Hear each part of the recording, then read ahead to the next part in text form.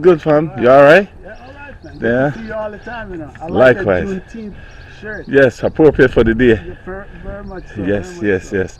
Well, I appreciate you inviting me to the home, and we are here by Jazz's place. Yeah, project. Yeah, and I love that. You know. So I just want to show you a little of that. All right. Project, right? Oh, okay. This is part of your project. Yeah. Okay, good. So I'd like to see your farming. Yeah, he's a farmer. Well, So I forth. don't know, but maybe my yard is going through a transition right now. Okay. Project is just I see. rearranging everything. Right? Well equipped. You know, doing a little design and stuff like Nice, that. nice. Just walked in there in the middle. You know, this used to be my garden. Okay. You know, I had my dog over there, one of my dogs, and I got rid of the dog. Really cool. I like the grass. I planted this grass myself. Oh, okay. On my knees. Wow. So it's all weeds out here. So. As a matter of fact, you notice I'm still Putting stuff together here. Huh? Oh, that's a papaya? Yeah. What? Here in America, you see? What a thing. We even have some papayas going. Ah. Oh, what? You have a mango tree too? You will see. What kind of mango? I don't know, American This is American mango. What's the Ruda? Uh-huh. Okay. I used to have my garden back here, right? Yeah, I remember years I came here years ago and I see you changed up a lot of things. I changed up. You know, I moved my garden as a matter of fact. Okay. I'm just trying to get this so that we could come back here at some point, sit down, you know. Real nice. Oh, that guava over there? Yeah, that's my guava. What's this right here? Is that pepper? Okay. Like I said, you know, I moved my garden. It's on the other side now, right? Wow.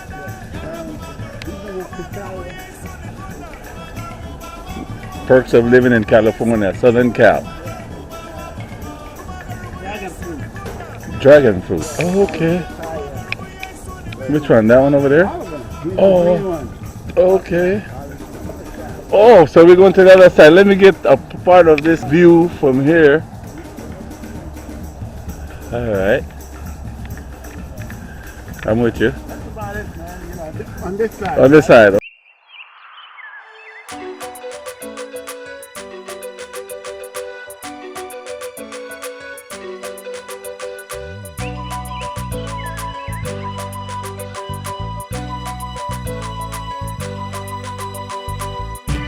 Mabiga, Musunga Nagoyin. Welcome to Inside the Music. And I'm your host, yours truly, Great Pete. I decided to do this series in honor of our ancestors' sacrifice for the survival of our music. We are now living in some perilous times, losing our musicians daily, who preserved plus played on the tracks we listen to and love today.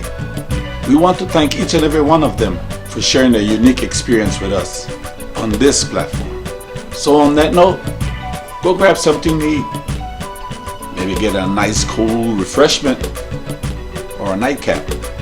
Then relax, kick back, and enjoy the program. I got a lot in store for you, so now stay tuned.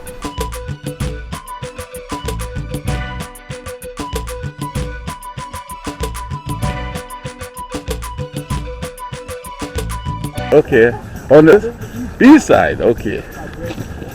That's grapes? Where's the plum? Ah.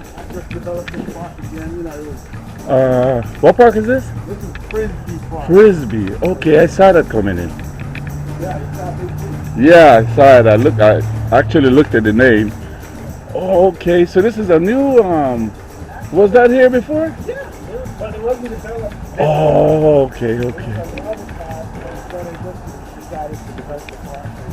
Right above the park. Yeah, nice.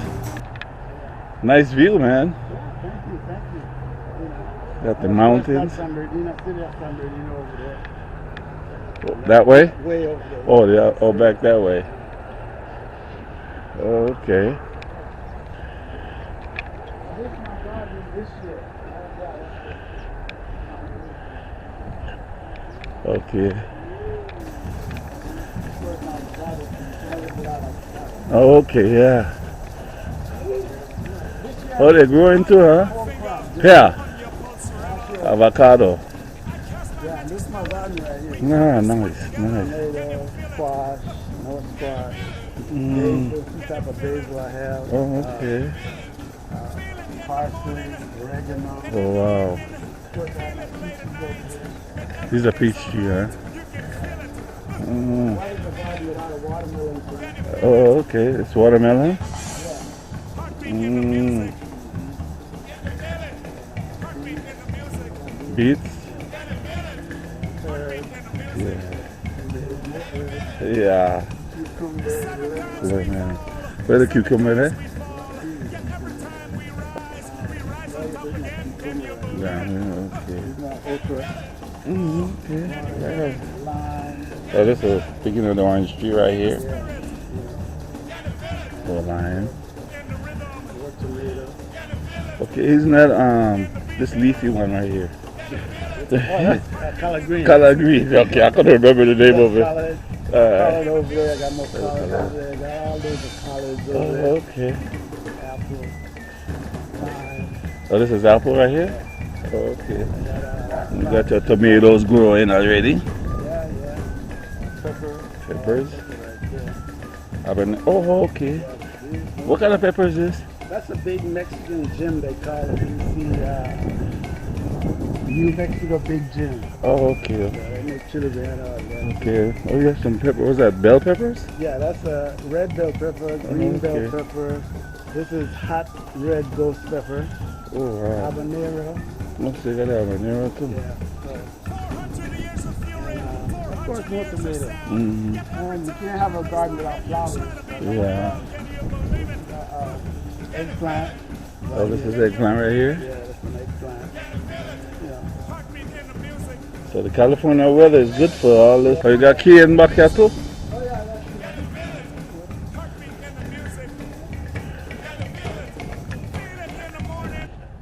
Top of the morning, great day for all blacks around the world, diaspora. I'm here with Jazz. Again, happy Father's Day. Hey, happy Father's Day to you And too, man. I would like for him to introduce himself. We'll take it from there. Yeah, well, my name is Ira Lino. They call me Jazz. I live out here in the great city of Rialto, California. Beautiful place. I was urged by Greg to give an interview. Hopefully, at the conclusion of this interview, it'll be pleasant to watch. And just to expand more on the Juneteenth, as you guys know, Juneteenth came about in Galveston, Texas. I think it was 2 years after the Emancipation Proclamation that slavery had been abolished. But the people in Galveston, in Texas, being truthful, decided that these indentured people, these slaves who were freed, were not notified they were freed until almost 2 years later on. See, 1865, there you go. Yes. And so it's a great day. True.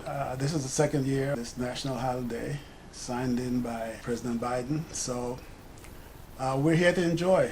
It coincides with Father's Day, so that's for us black fathers, and for the most part for all fathers, it's a great day. Beautiful thing.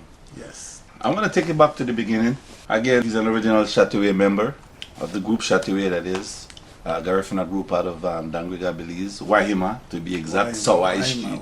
Sawaiians. Yes. I want to start with your primary school. What primary school did you attend? I went to Methodist school. I don't call it Wesley school because it's better to be called a Methodist person than Wesley Labuya and all that stuff. Just a note, I was one of the few people in Dangriga who went to a kindergarten, right? Seventh-day Adventist, I think it was. They had a kindergarten.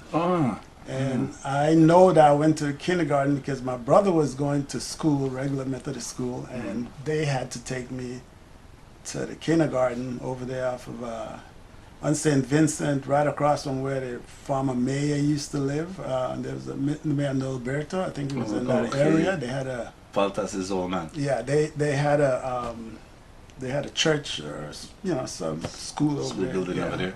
Yeah. So Methodist for the records was across the street from in St. Thomas Ramos. Yes.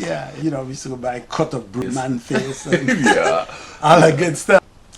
It was a pleasant time in Methodist. I mean, it was for me as a Garifuna person, most of the people who went to Methodist were Creole people. I mean, I'm not being funny or being facetious or anything. It was. Or it is. And so my dad, for some reason, broke away from the Catholic Church. He got mad at them, and he decided, look, my kids are not going to Catholic school because we're going to Methodist. And we had a few people from Sawai who went to Methodist school. All the students in Sawai were Catholic, so we're like an anomaly, we're Methodist guys, and so it was a pleasant experience. I mean, a lot of fist fights and everything because of the racial tension that we have. I'm just using these words. I mean, but just speaking the truth. Those are childhood. Yeah. Those are trials and tribulations. Right. So did you graduate from Methodist? I stayed in Methodist. I graduated. As a matter of fact, I just saw news clipping when I passed primary or something like that. I think. From then I went to Stank High. And this is something I'm gonna talk about because due to the fact that again, at that time I was quite aware of what they were doing to me as a Garifuna person, and we had a principal, Drapal, right? I remember Drapal. Because I was talking to some girl or whatever, and he got mad and whipped me, in front of the whole class, embarrassed me, and I said to myself, I'll never be embarrassed again. I quit school. It's been a radical long time. I said, my parents was distraught and upset and everything, but I was a teenager, and coming into your own already. Right, and so I said, nah, this is it, and so that was it. And in terms of schooling, what form was that? Second form. Second form. In terms of schooling, after I came stateside, I decided to bear down and go to school again. What part of the states did you go to when you first came to America? I came here in California and went to New York. Okay. So I stayed here about 2 weeks in California and then went to New York. Yeah. What school did you go to in New York? Do you remember? Brooklyn Tech. Brooklyn Tech. Okay. Yeah. And later on, I came back to California and went to Trade Tech. Did a tool and die. In electrical maintenance and construction. From there I went to Cal Poly, and in Pomona? Yeah, I wanted to be an engineer, I guess, and didn't work out. I became a geography major. You have to follow your own heart, Yeah. Okay. You worked here in California for... Yeah, I worked in California, several jobs. I worked at a meat company, Coordinate Foods. I worked for United Technologies in industry with day and night, Cara Corporation. Well, United Technology took over Cara Corporation, so I worked with them for about 9-10 years. And messed around. We got downsized over there, and I lost my job, and then fiddled around for about 2 years doing this and that, and then finally got a job, permanent job at the LA Unified as a building inspector in the asbestos department. Oh, okay. And is that where you retired? Yeah, from? I retired. How many years did you work with them? 18 years. There's my plaque over there on the wall. Oh wow! Okay. 18 years. Beautiful. Yeah.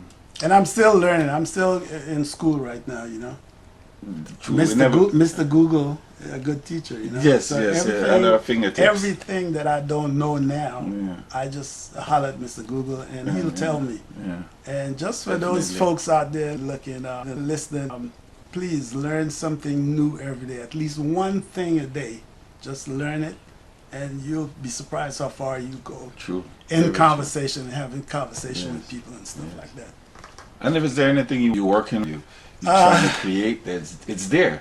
Yeah, whatever you want. Yeah, tutoring is there. You could really educate yourself from the internet these days, and it's just about putting your mind to it. To just be curious. Very, very good advice. Yeah, just be curious. So on that note, we will take a short break and we'll be right back.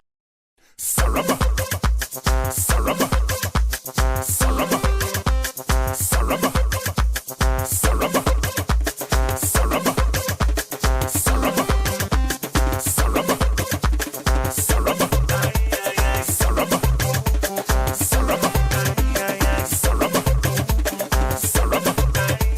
We have an inside patio and an outside patio. There, if you come here and if the parking lot is full, there is enough parking space to park.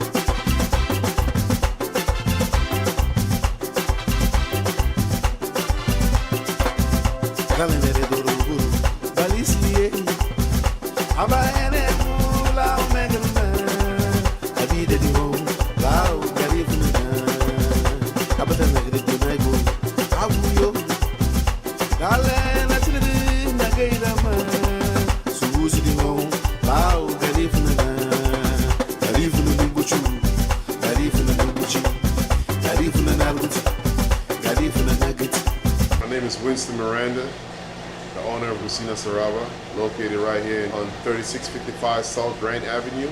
I was born in Stan Creek, which is better known as Dangriga. From Dangriga, I migrated to Corozal. I went to school at St. Francis Xavier Primary School. I went to Corozal Community College, to Belize City, and I went to Wesley College. From St. John's, I migrated here to the United States of America. I went to school at East Los Angeles Junior College. I went there for 2 years. From there, I graduated, and then I went to Cal State Hayward. From Cal State Hayward, I didn't like the degree that I was getting, so I went into culinary school in Seattle. I went to the Art Institute of Seattle. After that, I came back here to LA. That's when I noticed that there was a shortage of our food here in LA, where we couldn't get none of our own Caribbean food. So after working a couple years in Seattle, I came back out here with a little money and I rented my first food truck. That's where the trend started. So the engine gave up on me. I went and I built a taqueria cart where it was like I had 4 steam tables and all that, and I used to hit all the little after hour club with hot food. Where can you get a place at 3, 4 o'clock in the morning with some hot food? The places them like 64th, Cogney, all the little clubs them in Hollywood. I started a trend, just go out there and grind, and people would wait patiently. Where you at? So that's the stuff I went through. And then from there, I just kept on going. Got me my own truck, my own trailer. From my trailer, now I'm right here. I've been dreaming about this for the longest. And it finally came through. When I was a little kid, I used to work in Corozal. I was a jack of all trades. She did it all. She used to work for these Oriental people up in Corozal, doing Chinese food and all. I used to get down. But my great-grandmother, it was Da. She cooked something out of nothing. Well, a lot of people don't know what to do now. Just by saying onion and a piece of fish in there, so and just eat that with you. We got cassava or some white rice. And I want the best meal you ever have. Just the oil from the fish. Natural. And if you don't want it, you can just eat that with the right baruru. Boy, if they don't beat that already, boy, you're good to go. Man, that was some lovely days to other snacks. We just out there. Bun can. My granny used to make. Man, I used to love that. First thing I used to ask her. We make a kile with it bun soft, bread soft. The other house they do that, they don't do that nowhere else. So they influenced me a lot when I went to school, and it just enhanced my seasoning more, made me a better person. When my Uncle Hall came from Belize, he was like, you got a talent, utilize your talent. You see, you're a good cook. And that's where I got into it. This one I got at the best facility to come through. If you want to sit down and eat, we got an inside patio, we got an outside patio. Fresh breeze. It's a first come, first basis. And just enjoy yourself. It's like a welcome atmosphere. Yeah, Belize at home. No more than that. Come support the thing. All Caribbean people, it's a good look. It's a blessing, man. Saraba. Saraba. Saraba. Saraba.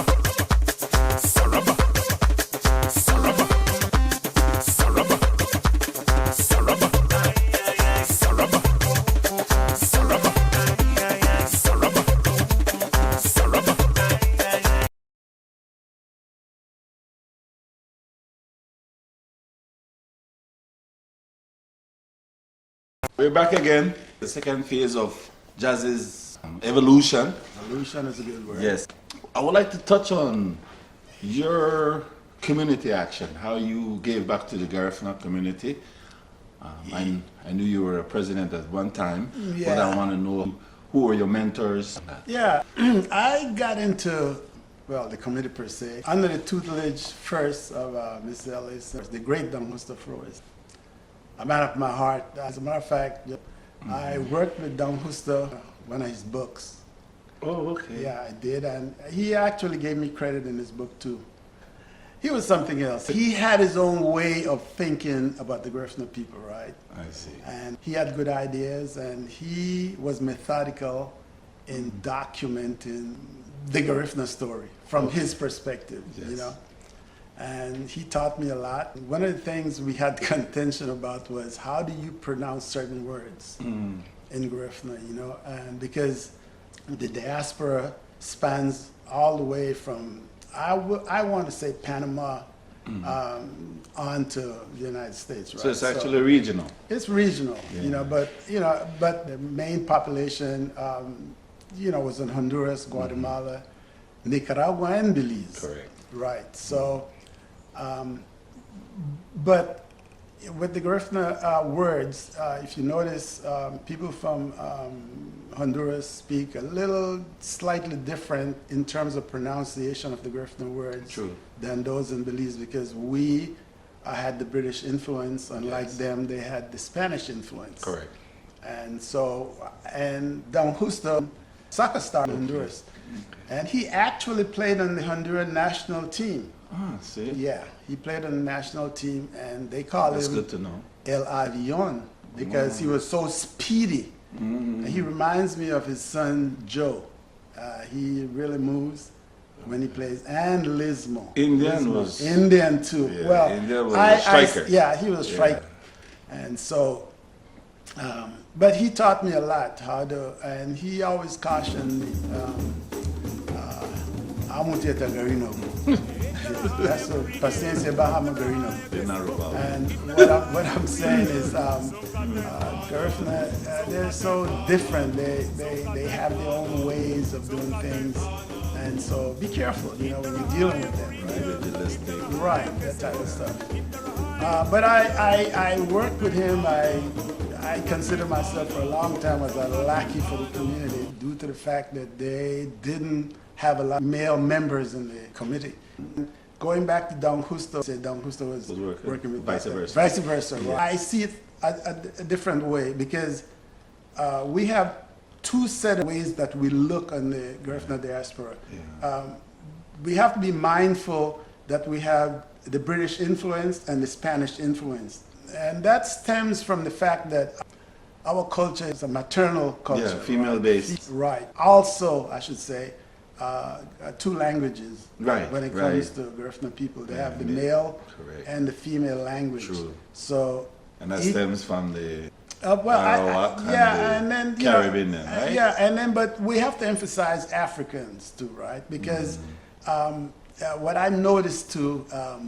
Not only with Don Justo, with a lot of people, they shy away from being Africans, right? And I'm talking from experience, Well, on that note, we didn't. The slave ship story is just a part of it. It's not our main story. No, because I have a different view of what we became and from where we came. Yeah.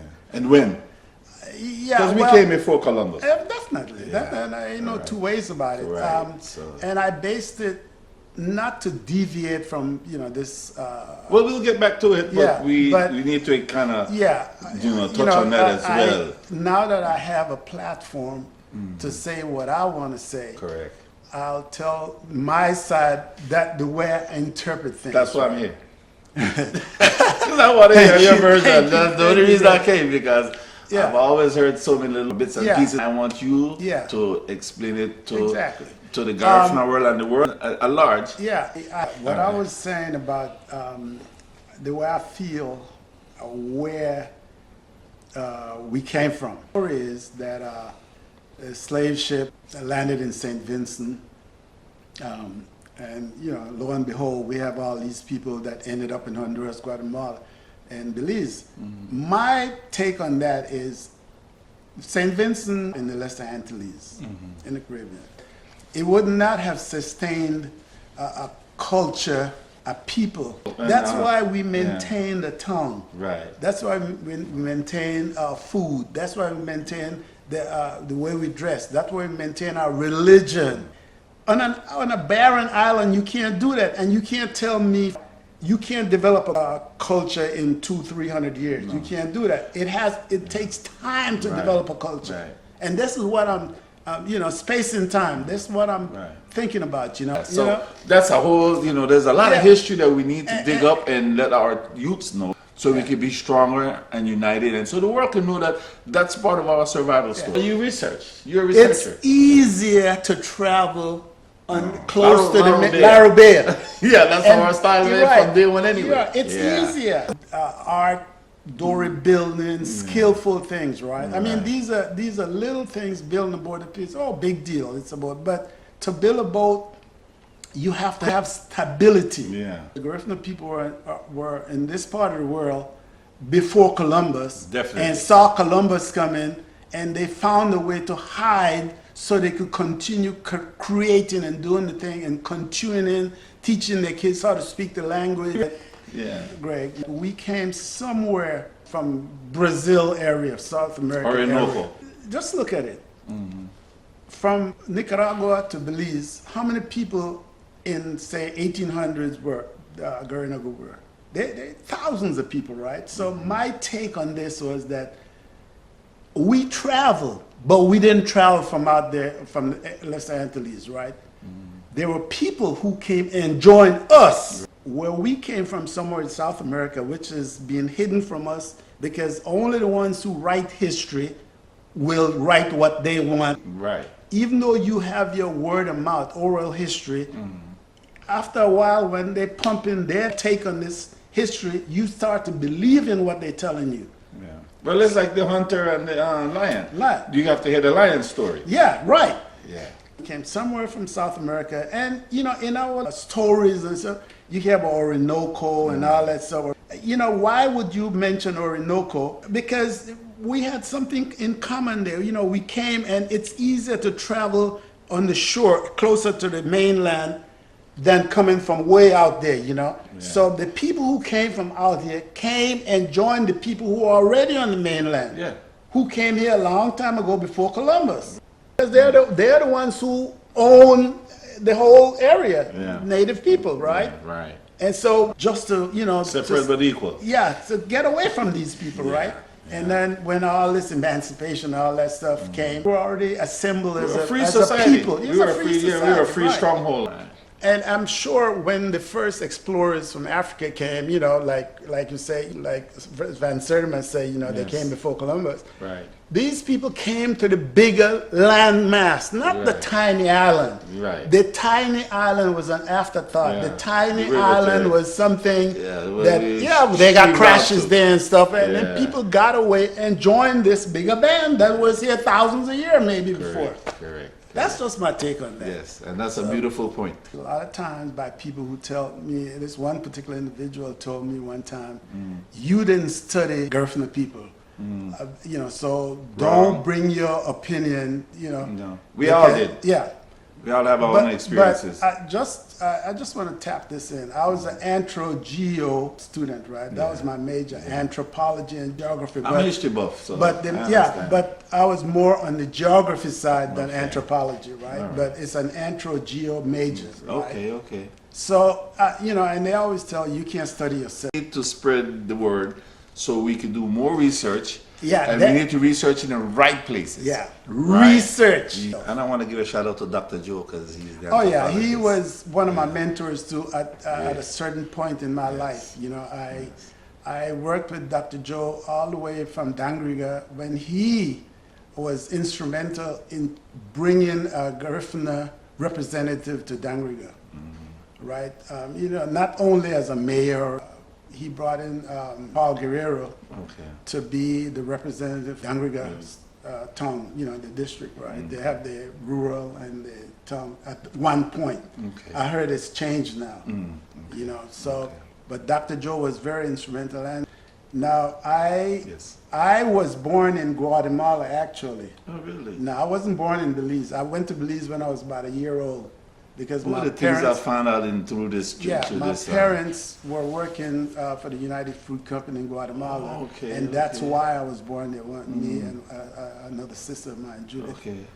So So they migrated over there, or they just were? no, they just went to work. Okay, Seasonal so workers, I'm okay. sure. All Yeah. right, all right. They go there for a few years, Yeah, okay, live and come back. and it's not only unique to me, but in Dangriga, Many of us. Belize, Yeah. a lot of people Many had of us, moved, yes. had went to Guatemala and Honduras to Right. work, and that's why a lot of kids my age, or around my age, were born in Guatemala or Honduras. Well, it happened in my time as well because my parents were teachers, so they traveled all over Belize, out into the rural districts, and we were born all over them, all from over Belize, till we settled back down in Down to Dangriga. Dangriga, But that's right. just a part of the story. That's another good point. Yeah. So I want to go back to Mrs. Ellis. Yeah. I want to learn a little bit about her because I know she was one of the founding matriarchs of this, the LA section of the culture. Yeah. When I got into the committee, Mrs. Ellis was phasing out of the committee. Okay. And then Don Justo took over. Okay, so it was Don So Justo. I was more on the Don Justo that, So you went through many leaders. Like, who were the leaders that you Don was Justo, under? That you went? Miss Ellis, Don Justo, Mr. Palacio, your dad, Mr. Palacio, and James Paul. At certain point, factions, there were factions, right? And so, and things keep moving, but, it was moving in a positive direction. Makes it stronger. Yeah. Right. And then Martha was the president. And Martha? As a matter of fact, Martha I need to get with her as well. Yeah, So. she is the backbone of the organization, even though she was not the president of the organization, because the day-to-day activities, she's into it. Yeah, Culturally, she tried. She tried her gave best, her best, right? Right. And eventually, one day, I became president too. Right. Due to the fact that I was there, Yeah, so, and I figured, hey. How did that go? I mean, what do you think that we need to do now, or what you could have done better then, or and where we're heading? I think we need a strong professional organization.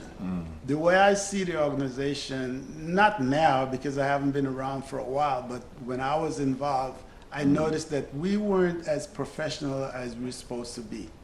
Shout out to Roland Castillo, president too at one point, Yes, ma'am. Yes, and so she was, like I said, she was the backbone, and it's not easy to keep an organization going when you don't have input from, good input, I should say, from the community, right? Right. Because every organization that we have had, from my observation, is that it's only a selected few people who decide to stay and keep this community activism, in terms of bringing recognition to the Garifuna people in Los Angeles. And Don Justo and Martha, I have to be specific on those, they were the one who ushered us into recognition, from City Hall and all that stuff, in Los Angeles. So I got to give them props for that.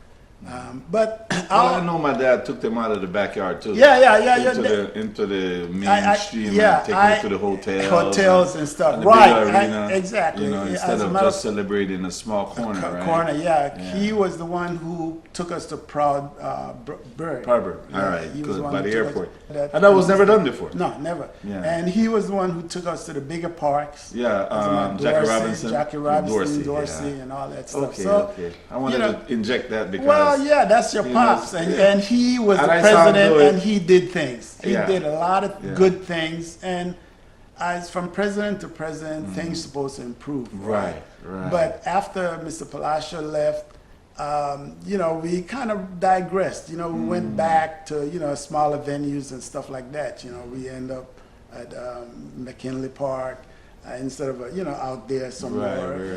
And 92nd Street. On Figaro instead of Proud Bird, so you can see the difference, you know, in terms of elevation. Yeah, classier stuff. Right, you yeah, know, more so, you could bring right. dignitaries. And Exactly. that type of, and especially people that have been exposed to Exposed to the world and yeah, other and things. traveled. We need to get to. That's the only way they'll see us and recognize our efforts. Yeah. Exactly, you know. Okay. I mean, if you've been to City Hall, meet the mayor and get proclamation and all that stuff. But overall, my stint in dealing with, working with the community and the committee was awe-inspiring. Right? I learned a lot of things. I learned how to sing better. I learned, you know, everything. You know, even the language, the way people talk, because in the organization, I had people from Honduras, Guatemala, and everywhere. Cross-pollination. So, right. If I hadn't left Belize, I'd never meet these people. You know? And the beautiful thing about it is, regardless of the hurdles and so forth, we are still together. We're still together. Yeah, and we just have to build upon what we had, or we have, and make a difference. Exactly. Right? Every step to the better. Yes, that's I the key can't do word. it. I'm 73 years old. Research, no.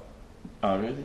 You don't look a day over 60 to me, brother. You need to hand me that, the secret sauce. I told you. We have one more segment to go to, and we'll talk about Chatuye. I love the shirt, by the way. The original Garifuna dance band of LA. Yeah, yeah. You talking about this? Your brother Medge, you know? Yeah, we Papi P. Papi P. So we'll be right back. You guys sit tight.